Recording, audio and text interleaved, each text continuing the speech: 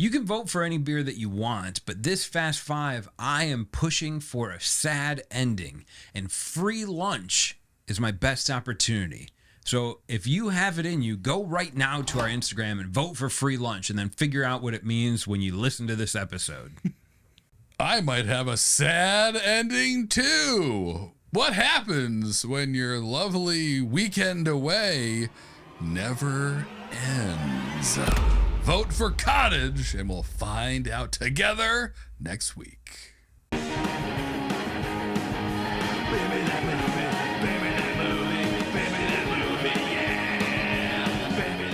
Harrison, I've spent the last 72 hours redesigning the user interface of my own consciousness, and I've decided to move my impulse control button to a hidden submenu. Okay, I guess that explains why you're currently wearing 3 watches and holding a tactical flashlight in a fully lit room. It's called optimization, Harrison. I'm vibe coding my reality now. Why wait for logic to load when I can just ship a bad idea directly to production? It sounds like you didn't learn anything from last week, John. Bad ideas will catch up with you, just like they did to Big Bean. Even if you're a bad idea, it just involves us drinking 5 beers before noon. Exactly. Physics is just a suggestion. And my current build is 100% focused on chaos scaling. Wow. I'm a high contrast, dark mode only agent of entropy. Well, before you decide to optimize the structural integrity of the shed walls, let's get into this week's Fast Five. But first, check out this recap of last week's feature film. It's a whole thing. So last week we tore the lid off of the wellness industry and exposed the legume industrial complex, and our feature film is a whole thing. It's a whole thing. And it was a whole whirlwind of romance, corporate sabotage, and a fair amount of hole and bean and fart jokes that proved community is the only true way to feel complete. I guess so. I mean, I would argue, I would make a strong statement that $12 at Taco Bell is going to have you feeling pretty damn complete. Yeah, that's right. You're right. But we're spoiled that we like to live with other people in the world. In this sad place that Kat and Hope lived in, it was, you got your garden, you got the bushes to talk to when you're sad or happy. So maybe they were just lacking what we have some of, even though, right, as you've said on this podcast, friends are just what we call people you don't see anymore. So sad, you have to laugh because it's sad and true. Yeah, I have a lot of real life friends. I hung out with them in high school. All right, exactly. I did that. I've already done it, and the memories stay with me. And now I just mostly work, eat, sleep, work, eat, sleep. That's it. The only thing that really stuck with me about last week's film is that it wasn't far off. I know. It was like veiled reality more than fantasy. Yeah, the whole first act, we both kept saying like, man, this feels not too dissimilar from every day in this reality. Obviously things went off the rails in the second and third act, but in the beginning there, I was like, man, is this our world? Is this what's happening? Are we living in the tiny town from Footloose that outlawed everything fun except for social media? Because it kept you dumb, basically. So there was a lot, I think, to learn. It was a pretty good mirror of a movie and mirroring our own reality, I think. And I don't even know if we really intended to do that, but it happened. I think it's just a product of, like, if you go back, and we've made now, that was our 42nd movie. Yes. And, we took a break, but the podcast has been going on for over a year. Yeah. And sometimes you can watch one of our features and kind of see that maybe Harrison and I are drawing from personal experience or like favorite ideas from past movies that we've loved. Right. And sometimes it's just like we make these up on the spot. So of course, what's happening in our lives or in the world is going to influence that. We just call it Lagerstani instead. Right. Exactly. Yes. Keep that tradition alive of having a big bad somewhere out there. An ominous bad guy. And this week it was the social media we all know, among other things, Big Bean. So yeah, there was some metaphorical takeaways, as there often are in these movies. So that was good. Let me see. It was also just it was a good, thriller. We've done, I guess, thrillers that are more in the weeds with things like Quiet Legend and Motivations of the Heart. I think there was a lot more, if I remember correctly, like twists and turns and stuff, which those are fun.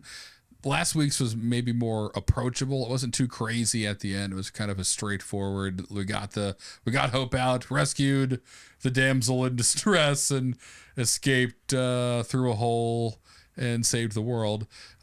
So that's great. That was good. That it wasn't crazy complicated, but still a thriller. It was a followable plot, and there was some thrill in there. And of course, thank you, Marissa Tomei. Oh, you're right, for being in a bean can suit, yelling about the power of Big Bean. I would personally hand file the edges of those bean cans to make sure that they didn't cut your beautiful skin. God bless you, John.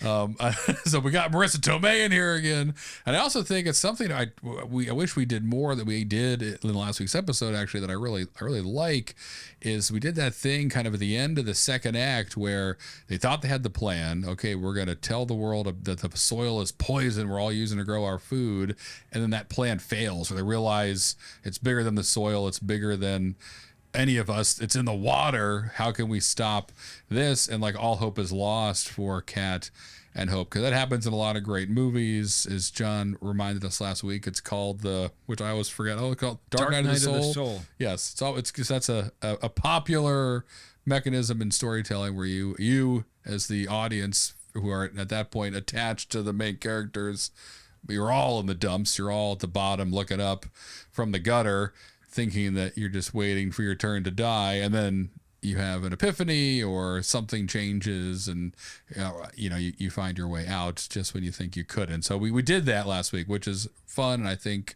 whenever I see it in a movie, even though I've seen it a million times, I still fall for that. Oh, the door is locked, or oh, there's a second velociraptor in the kitchen, whatever it is, when you're like, oh, well, everyone's dead, I'm sure.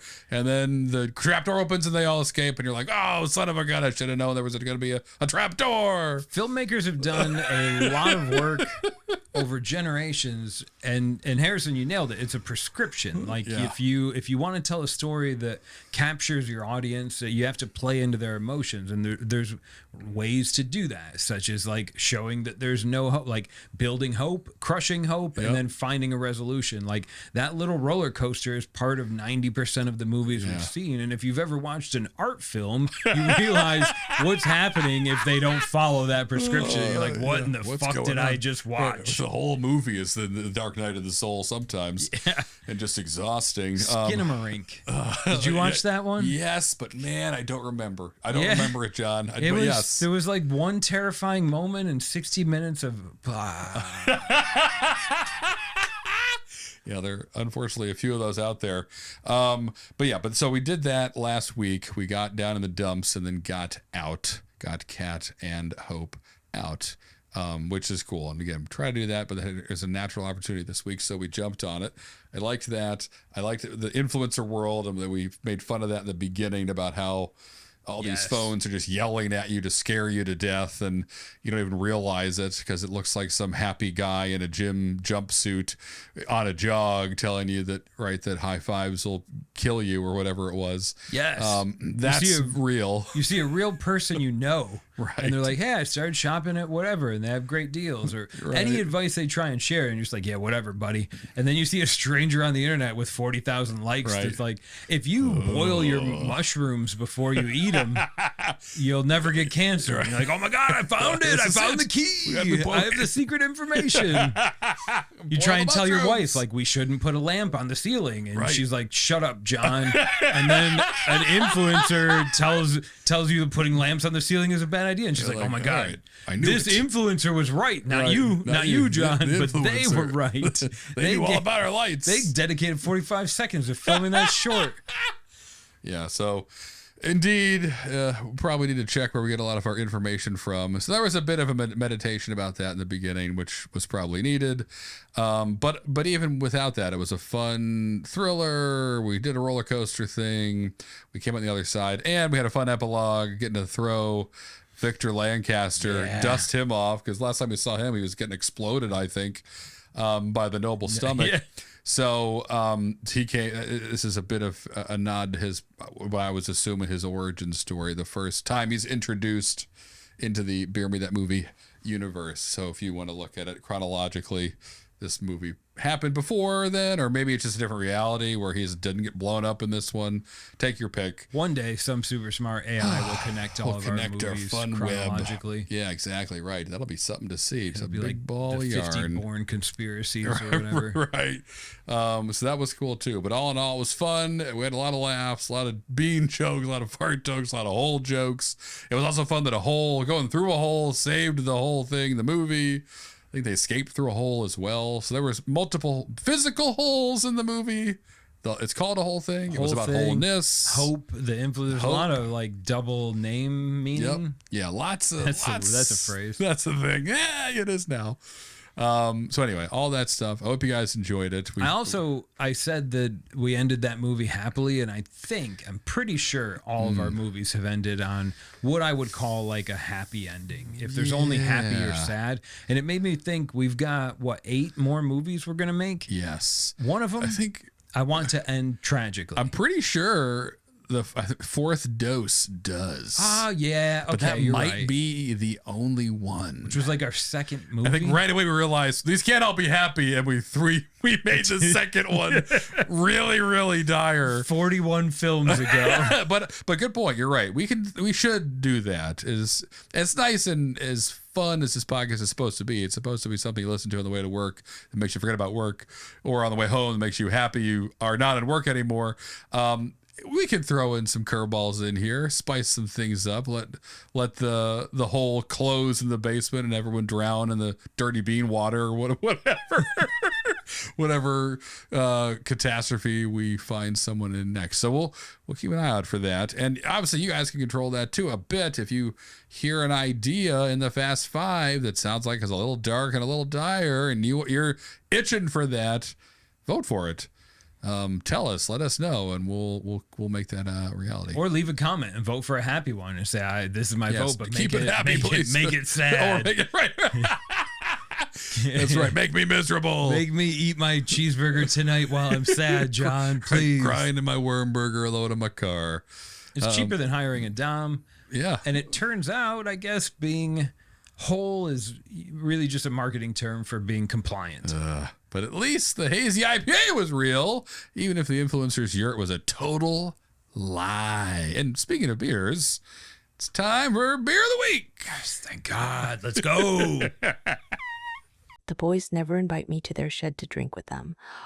And this week, it's something cold. Okay, so this week's Beer of the Week comes to us from Edmonds Oast Brewing Company down in beautiful Charleston, South Carolina.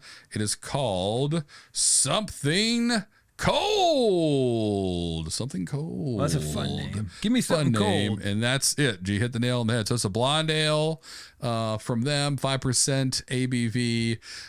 John hit the nail on the head. I mean, really, this beer that's obviously a saying, a thing we hopefully many of us have said, all of us have said at one point, I don't care, just give me something cold. So I think the real story from someone who we know that used to work at Edmonds Oast was they were tired of people coming in asking for a generic light, large macro produced beer. Give me something cold, and made a beer called Something Cold so they could satisfy that customer. So that's what we're drinking. But from Edmonds Oast, they say it's our ultra deluxe premium blonde ale, crafted with the finest barley, hand-selected hops, and superlative water. Is built for the fridge and destined for your hand. Refreshment and refinement never tasted so premium. So a classy description for a classy beer with an old school fridge on it. And yeah, this is like one of my favorite beers to drink while I grill on a hot day. So we get to do it here and grill our minds in a moment. But let's take a sip. John's already in. Of course I am. I am that guy that sits down for dinner and eats 5 samples before anyone else gets their fork in their hand. You got to know, not only is the meatloaf good, but it pairs well with the corn and the mashed potatoes. John's the recon, the Pathfinder is already in. You're in good hands, everyone. Let me try yours to see if it's good too.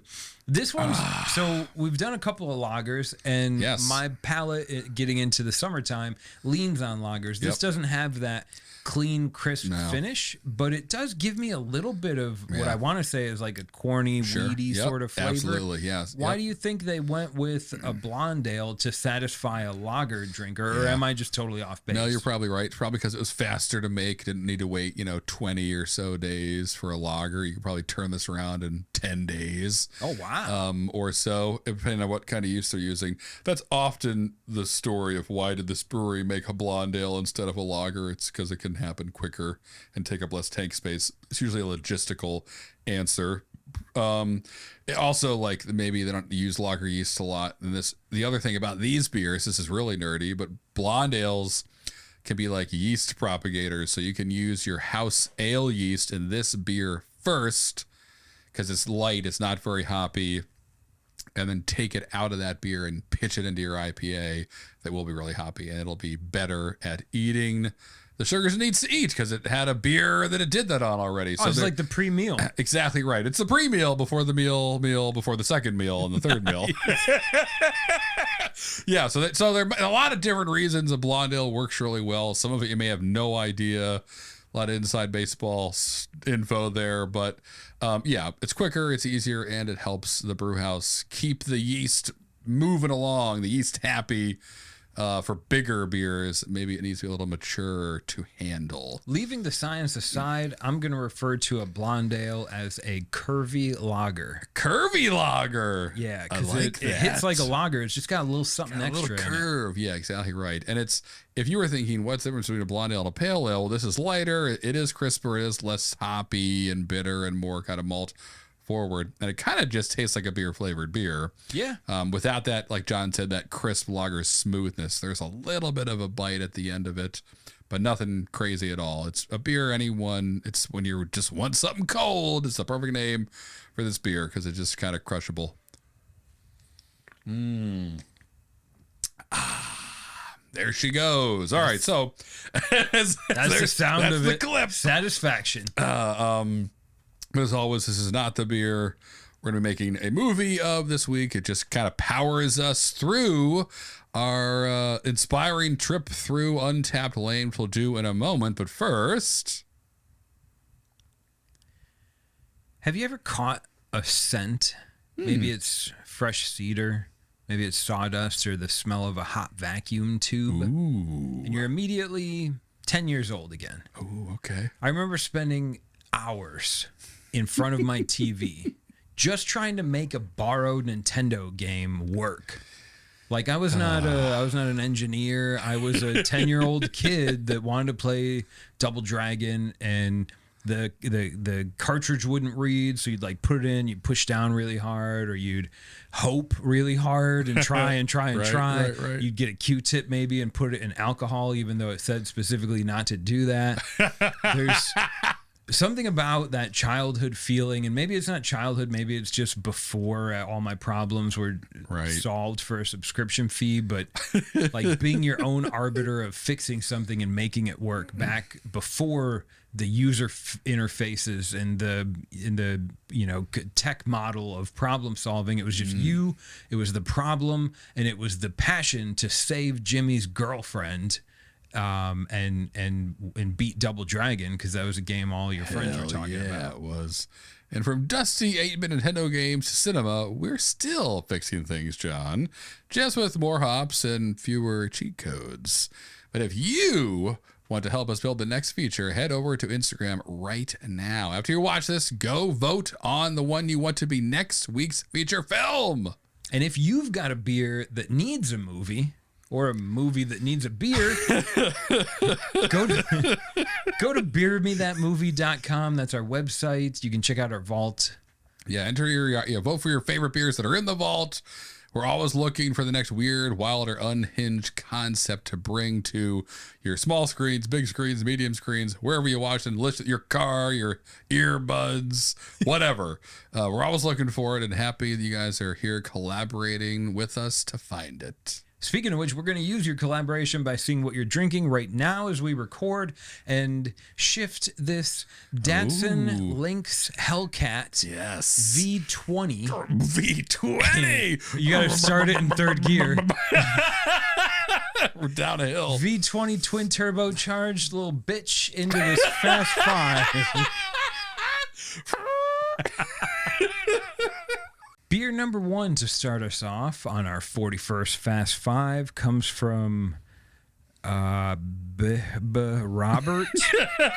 BHB Robert? Thanks, Robert, Harrison. maybe? BHB Robert. Love when a name surprises us. I'm sure that means BHB, Behind Bar Robert. There you go. What I'm Maybe. gonna say Robert. Yeah, Robert. Anyways, Terrace Cafe. I don't know where this is in the world. it's made by Breakside. They're a real brewery. Yeah. Alma Madera Brewing, too. It might be it's a collaboration. Oh, okay. Anyway. So the beer's name is The Pursuit. The Pursuit. The Pursuit. All right, John. Here's what I have. It's not much, but it's something. Okay. So I'll dump out all my thoughts, and you'll rearrange them into something that sounds more sane. I hope so. But here's what we've got. For sake of easiness, we're in the future. Great. Crime has overrun the city. No one can stop it. We meet BHB Robert. It's definitely the future. BHB Robert. Everyone it's your initials and then your name is how everyone's name is now, just for easy identification purposes, because only the first couple letters can show up on your scan and your arm. Anyway, it doesn't matter. So, world's overrun with crime, and we meet Robert, BHB, who is like, has some useless, meaningless job and a meaningless life and wants to do something for himself. But what can you do in a world overrun by crime? And so the pun person in me saw What can't you do? Sure, what can't you do? And everyone goes down that path. When can I graduate mandatory school so I can start robbing places? Come on, let me get out there. But BHB is different. He's just wired different. And so there's a crime happening one day, and he discovers in an old phone booth, in an abandoned pizza delivery bag, in something, a garbage disposal, a garbage bin, this shiny, glimmery one-piece suit sitting there. Okay. And he puts the suit on and immediately has super speed and super strength. It can catch the bank robber that just knocked over the bank across the street. So it's the birth of a superhero called The Pursuit. He finds a suit that gives him speed and strength, but of course has no idea how to use it. And so it's one of those, it's like Vortex hands, but with a fast suit. That's what I've got, John. The Pursuit is a suit that can help clean up this town. It's Batman meets the Flash. It's Vortex hands. Meets Birdcage. I want this suit. Maybe it is a sequence, Elton John. Yes, I want the suit to be very, very heavy London rock and roll. There we go. All right, even better. Perfect. This it wasn't suit glowing; is it was its just a own sequence. sun. Yes, I love this. So it's a flashy crocodile rock suit with cowhide boots. And if you wear it, you can do more than you realize. Anything you think can come true, or something like that. Okay, so the suit's kind of like it's like wearing a genie. Like wearing a genie. And so, yes, what is this kid who wants everything, and has nothing? What do you do with that in a world that's stacked against you?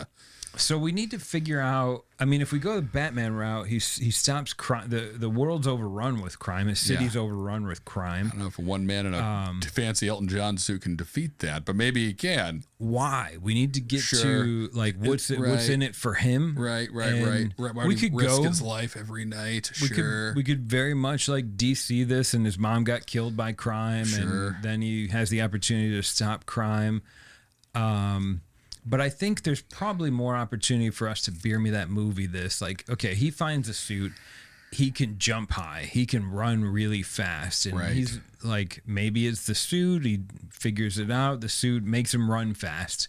Well, that's neat. Like, what can I do with this? So he signs up for front door smash. Door smash. Where you deliver food, and he's making pretty good money, and that's working okay. And then, so like something happens to him. Maybe it's on the job, and it caused him to invoke a new power from the suit. Got it. And because I'm hell bent on making an unhappy movie, that's our mission. He becomes the anti-hero. Like he starts and he's doing good, and then he gets robbed on his door smash route. Yep.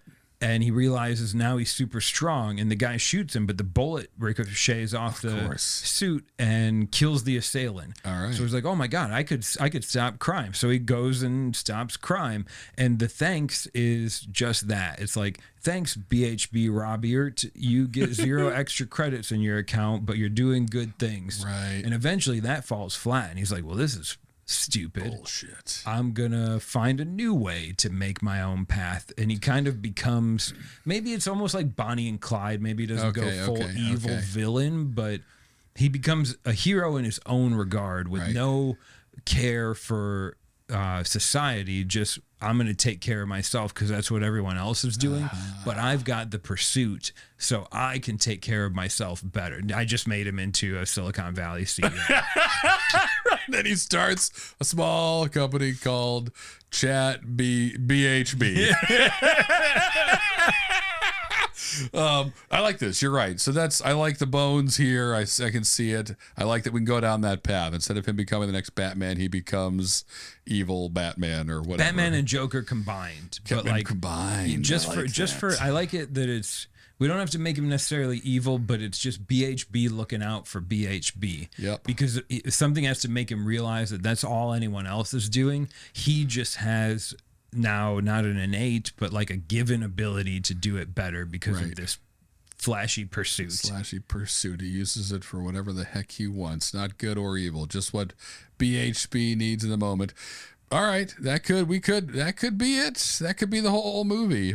It might be tough to root for a guy like that out there in the audience, but also if we're hell bent on a not happy ending, that's the path it puts us down. And maybe it could be unhappy in that he decides not to be good and someone he cares about gets killed then. Instead of using his power to clean up the town, it costs him something the suit can't bring back. The suit can't bring a life back.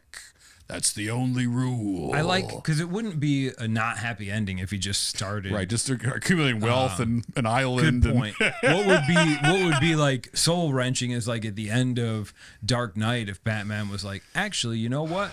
Fuck it. Like then you'd be like, wait, no, you're supposed to be Batman. I'm out of here. I'm a billionaire. Like, nah, I don't need to worry about any of this crap. This. I'm moving away from Gotham. That's right. I'm taking all my supermodels and I'm moving to an island. Yeah, that could have happened. You're right. So, yes. All right. So we can figure that out if you guys vote for it, how we make this an unhappy ending. But the pursuit has a heck of a lot of power, especially for someone who delivers bread for a living and really has never been given anything more powerful than a moped. What is he going to do with a suit that can do anything? Probably not make a lot of good decisions. Yeah, we haven't even tapped in on what it can do yet. That's exciting. Okay, good one for the running. Starting out strong. We'll see you with beer number 2. Check out our Instagram post to vote for your favorite beer idea and help pick next week's feature film. Beer number 2 comes from El Duderino. Hey, that's a name. This is going to be tough. Yeah. El Duderino. That makes sense. Call him Dude. Or it's El Dude. El Duderino. El Dude. This comes from Black Stag Brewing. Nice.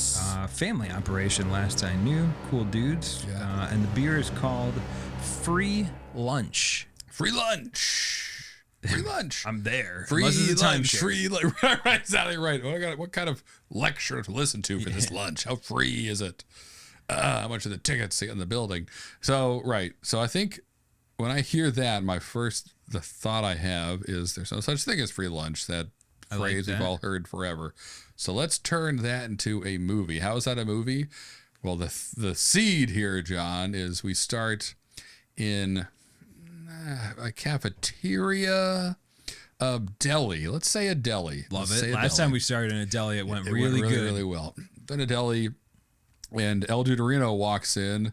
There's a sandwich in a bag sitting there, and he's like, all right, cool. I get my lucky day. This is my sandwich, I guess. Or some mistaken thing happens where he thinks it's his food. He takes it, walks out. 2 minutes later, Big Don and his associates come in looking for their lunches. Well, it's gone. And that kid just took it. It was on that skateboard.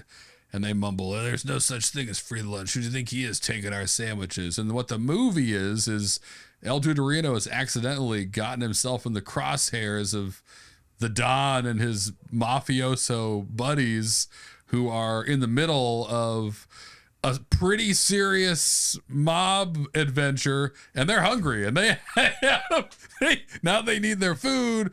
Their blood sugar is crashing. You can't make a mob adventure film without Scorsese.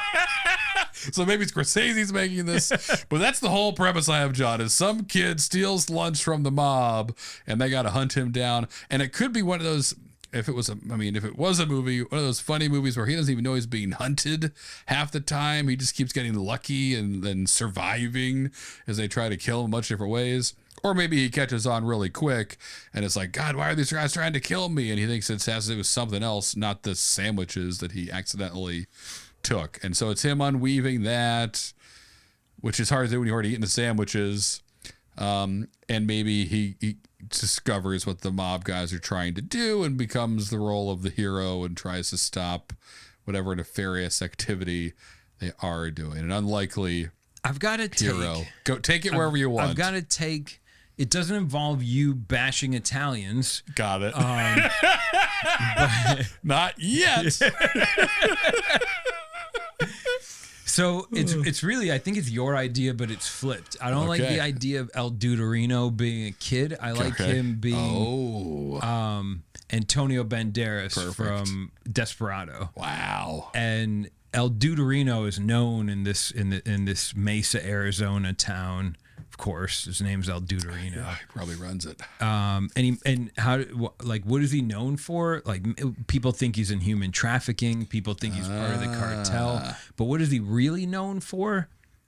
Taking lunch. He's never paid for a lunch in his whole life. Oh, here we go. Every restaurant knows, like, when you see him come in, you can't really say anything because he's always packing. But he's going to look for any food plate that's on the pass, and he's just going to grab it, and he's going to eat it, and he's going to walk out. Wow. El Duderino. And one day, he takes a lunch of someone that he shouldn't. Yes. And I think this is a total flip. The people that the lunch that he shouldn't have taken is from a group of like 3 or 4 poor kids. So they're not like kids, they're maybe like 16, 17 years old. They haven't quite gotten their real jobs yet, whoever does. But so they put their savings together and they come out to the local diner and everybody orders the thing they've been craving for like a month, trying to save up for this like one like peaceful retreat that they have. And El Duderino comes in, he takes a fried chicken sandwich, takes a bite out of it, puts it in his pocket and walks out. And the kids sitting there like, that's El Duderino. Yeah. He just took your lunch, man. He just took it. Not this time. So then the movie is a story of these kids trying to get back what was theirs. And it's an eaten chicken sandwich. This is a Quentin Tarantino movie. This is them hunting down El Duderino, the unkillable man.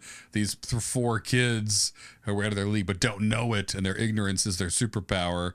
Try to fight this guy, try to challenge him, and when you don't challenge El Duderino, he'll try to kill you. And so now this is great. I love this. Where this whole movie could go. Perfect. I'm all on board. Gives me an opportunity to do the sad ending. John's hunting for the sad ending. Maybe my ending had the boys victorious, but I guess I'm not saying they're all gonna die, but. That's right. There were enough little cocktails. Maybe this just becomes a prequel to Banana Whale. Who knows? Ah, there you go. Yeah, that's right. That's out there somewhere. I love this. Perfect. All right. That's short but sweet. I like what you have for free lunch. That would be a fun feature. Somewhere, if you like it, vote for it. But that's a solid beer number 2, John. We're doing great, Harrison. Beer number 3 is usually make or break. The whole Fast Five hinges on what comes next. We'll see you in a second.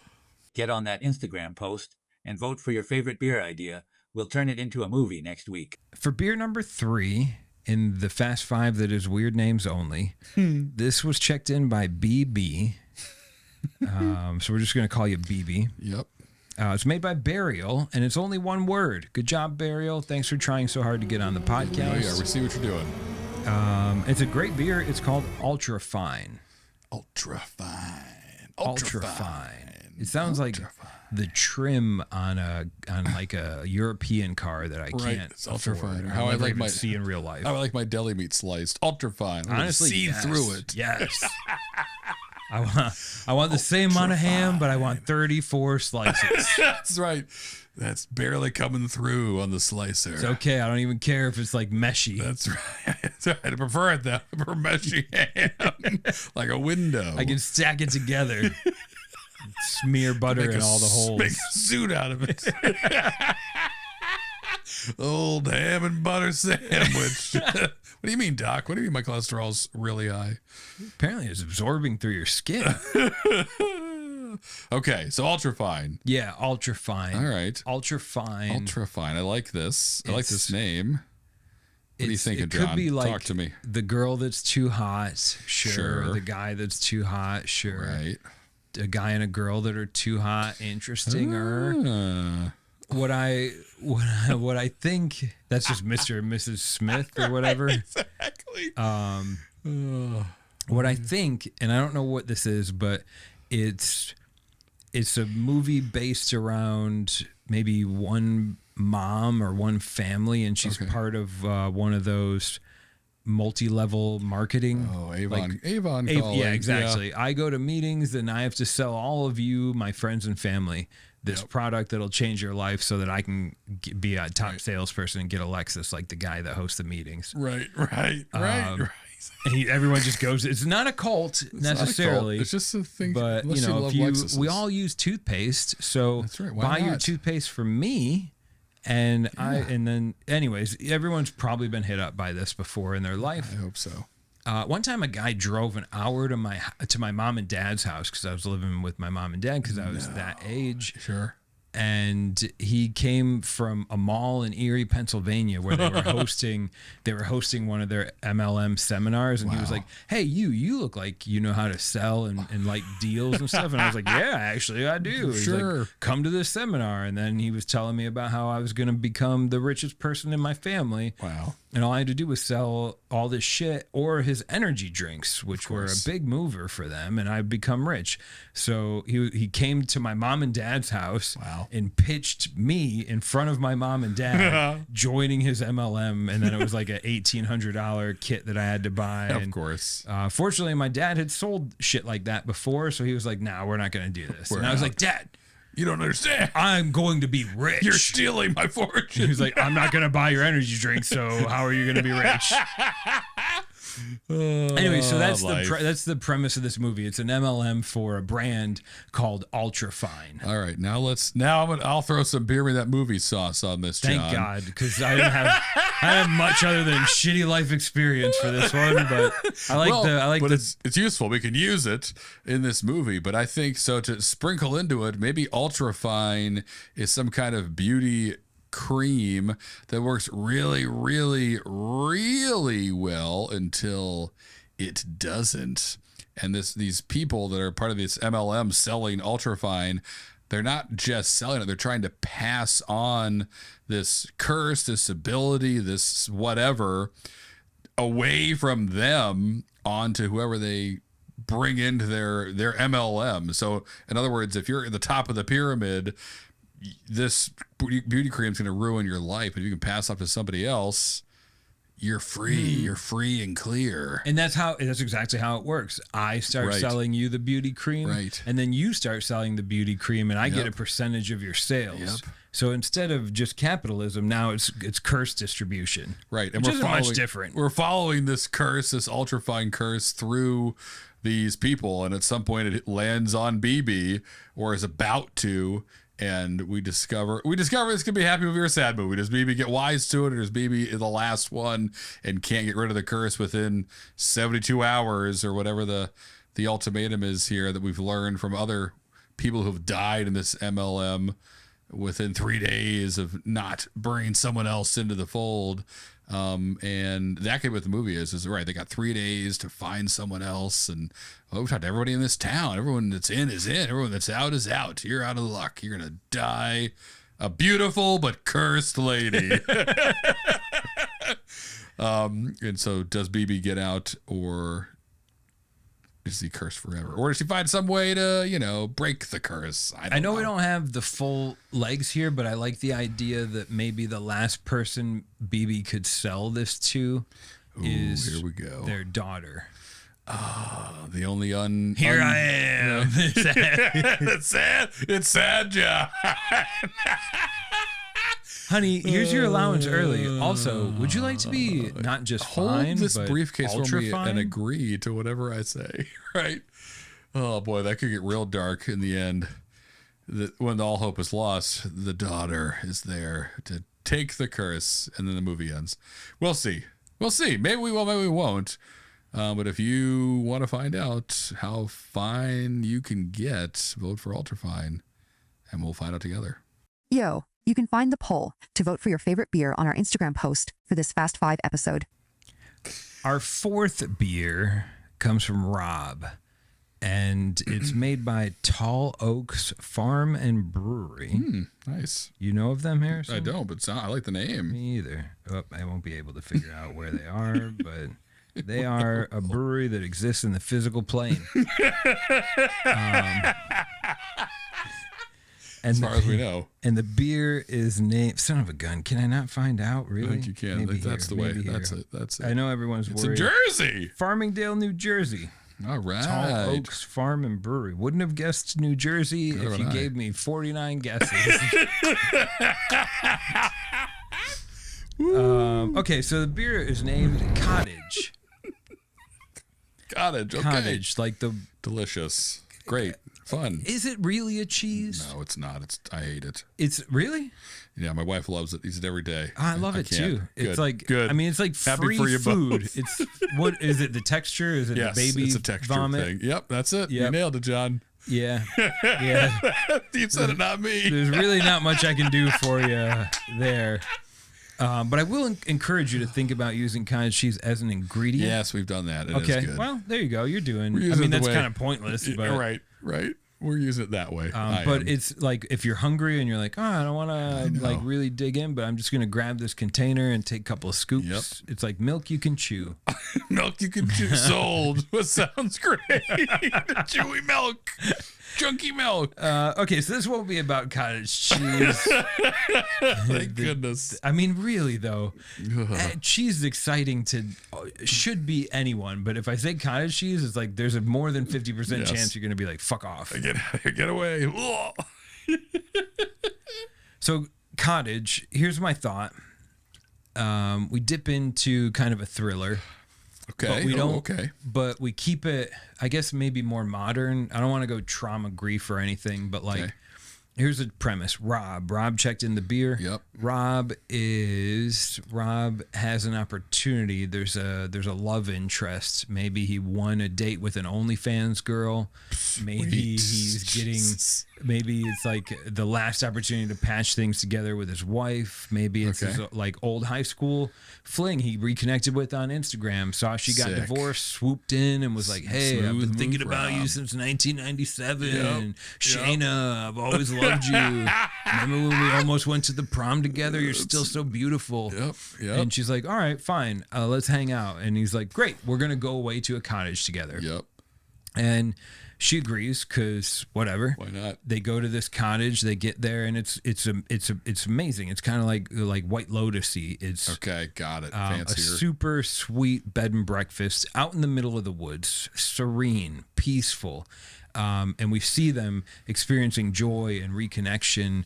And the caretaker, this sweet old woman, they check in and she's like, I've got some sherry that I leave out in the lobby. You're welcome to help yourself. And I've got some fresh cakes and, I'll be around if you need anything. I do breakfast, but I also make dinner here every night if you want to eat it. This Wow. is just great. It's a great place. Sounds nice. And they're the first night in there, it's really happy and joy and kind of reconnecting. They've got 2 separate beds, but they spend most of the night just sitting on one bed talking and reconnecting. And there's maybe one little thing that happens where like she's like, I thought I left the bathroom door open. Did you close it? And it's just like, well, whatever. Right. And this is how it slowly unravels to where the hostess starts telling stories about past guests, and then they start noticing like, well, that painting looks exactly like the guest that she was talking about that was staying here. Yes. And so slowly we're led to think maybe does everyone that stays here end up transformed into a painting on the wall? Do they ever get to leave? And that's all I've got. That's great.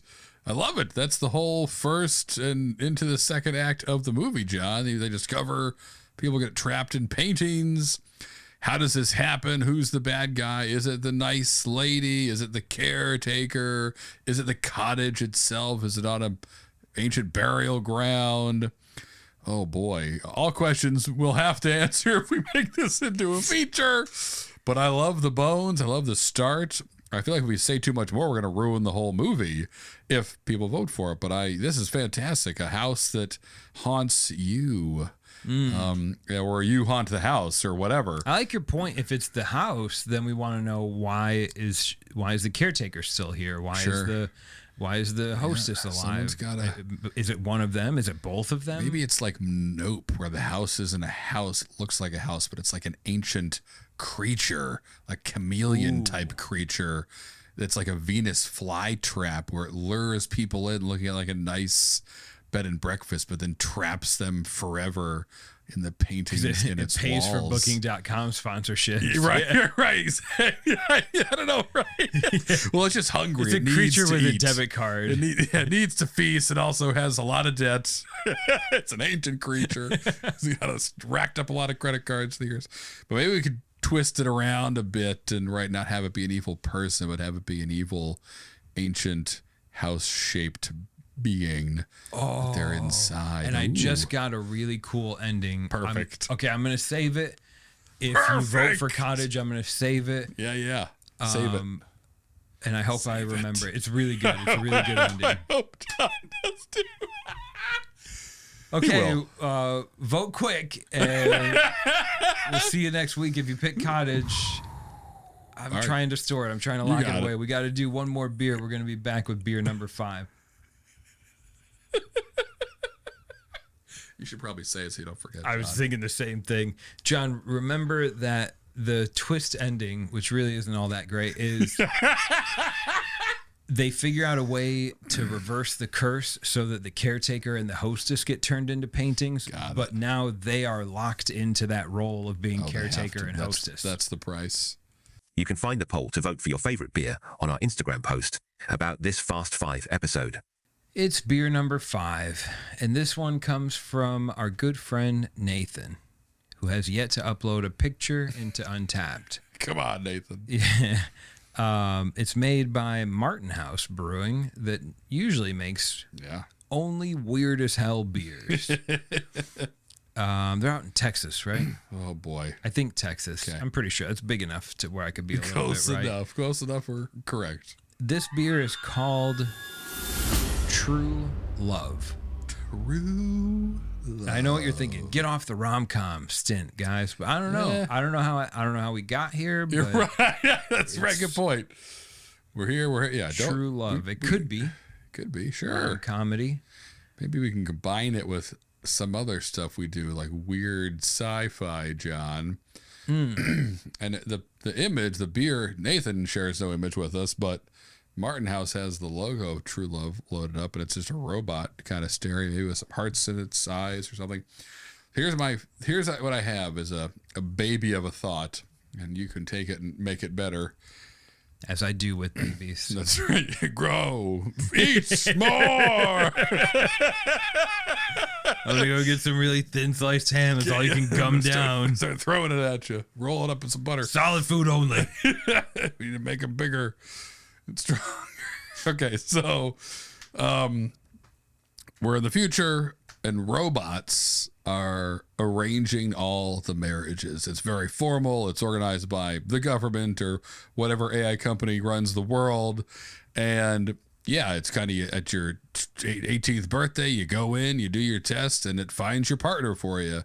No more hoping, no more wandering around and sleeping around in bars and on Tinder and Hinge and Bumble and whatever. Just get one assigned. We got it. We figured out the algorithm of love, so they claim. We can find your perfect match. It just takes 3 minutes. And so that's the world we all live in. And so most people get matches, but Nathan, who will be the protagonist to this one, goes in there on his 18th birthday, and his parents are excited. They got the balloons. They can't wait to celebrate. And he gets the dreaded no match found. And he retests, same thing, retests again. Only allowed 2 retests. No matches found, John. So Nathan is now one of these outcasts that no one wants to talk about, think about. Because I think maybe secretly amongst the populace, are they really outcasts, or are they proof that the system doesn't really know what it's doing? Are they the kink in the armor, so to speak, the weakest link? No one knows, and dare not speak about it, or big AI will punch you in the face. But anyway, Nathan's out of luck, and now he's an outcast, sent away to the fields to make robot parts or whatever you do when you're Someone's out of luck in the gotta work. future. Right? So there's got to be jobs somewhere.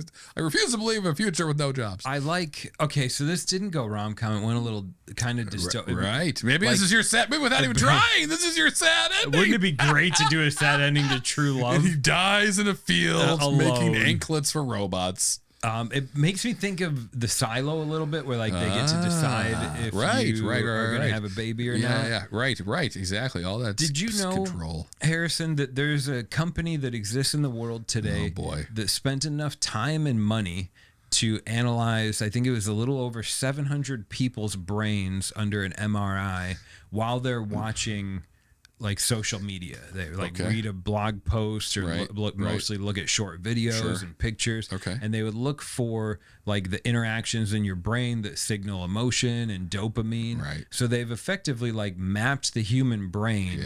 And now they know if we show this video, they know what it's going to make most people feel. So this company actually knows if it's going to go viral. Right. Wow. Instead of doing something good with that, they've done it to sell advertising, and the company is named Meta. So this is like this. I think of that when you say like robots, just like this could exist tomorrow. It could. If only Meta had another $500. Yeah. I guess fortunately there's such a good company they don't want to take over love matching yet. But so I love the initial premise. Robots decide who you're matched with, and then people get no match, and then you get assigned to. So then we learn that this world exists, and we follow Nathan. The question I have is, is he seeking love when he gets relegated to?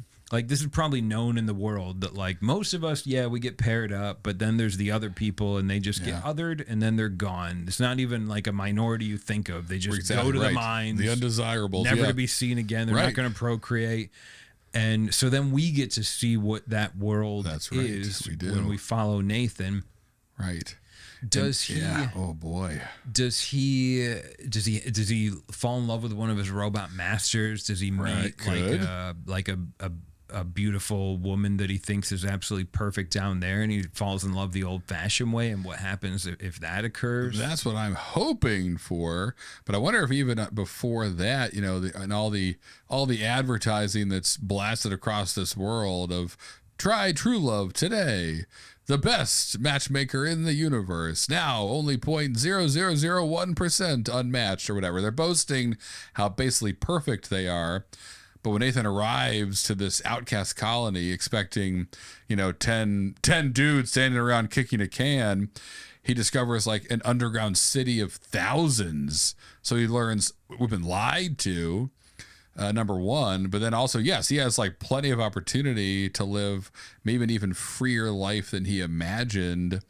And maybe it's a reverse of Total Recall, where it's like the people that have the matches and have the perfect life and everything's arranged for them. They're the ones in the prison.